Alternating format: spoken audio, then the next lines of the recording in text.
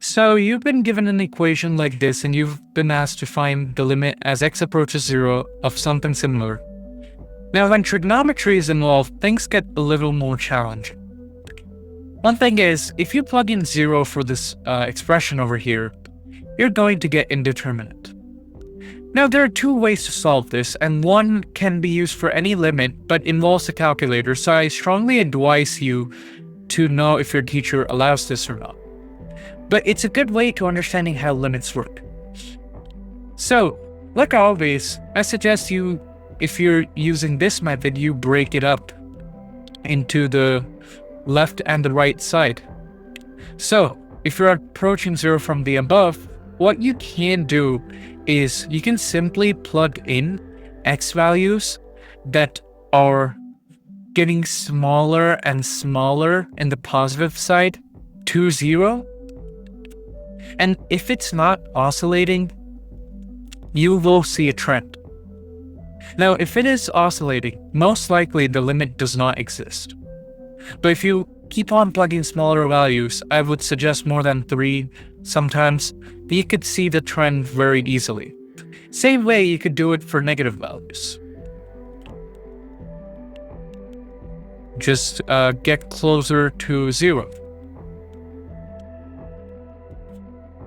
And you'll see a trend. Now, if the limits do match up from either side, you know that the limit exists at x approaches 0. Okay, but what happens if you're not allowed to use the calculator?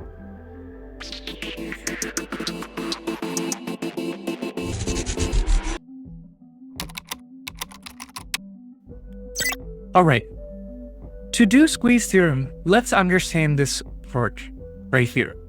So we should break this equation or expression down into just the sine, and we'll add the x to the third later. So let's look at the bounds, right, for a sine graph.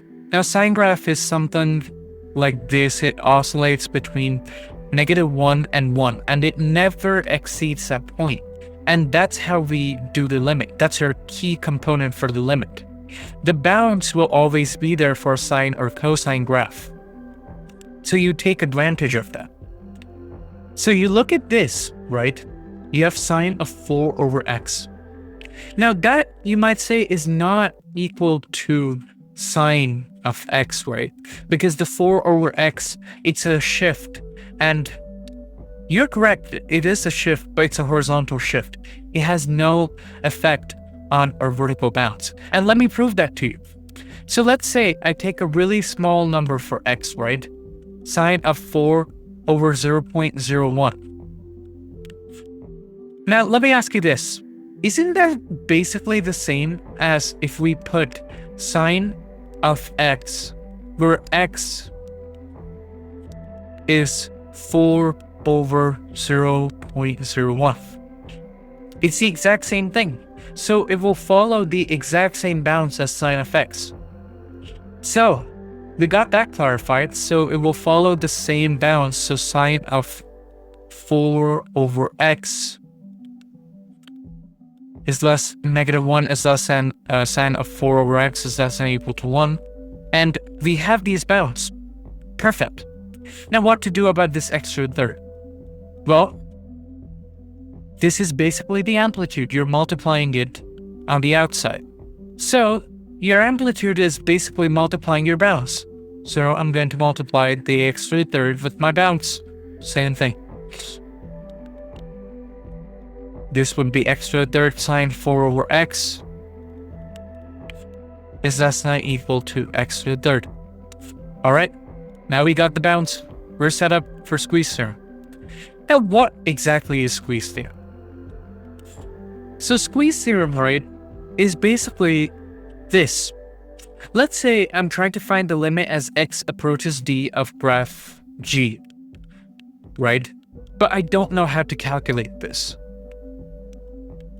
So I'm going to use two more graphs, graph A and graph B. Now they are either above or below graph G. I need to take one of each.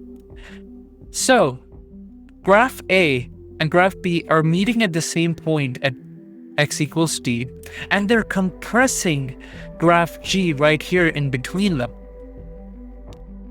Now, what does this mean?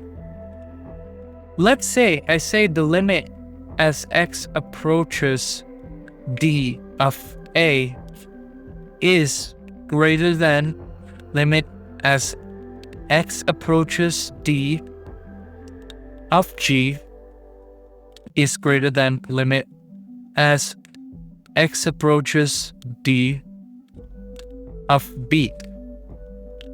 If a and b, let's say they have the same value for the limit as x approaches d, then graph g, which is compressed right in between them, will also have the exact same value of y or anything. So that's exactly what I'm trying to do here. So I have negative x to the third and x to the third, which are really easy to get the limit of. So I'm going to say limit as x approaches 0 of negative x to the third is less than or equal to limit as x approaches 0 of our graph g, which is the forward one, of 4 over x less than or equal to limit as x approaches 0 of x to the third. Now, these must match for this to have a solution.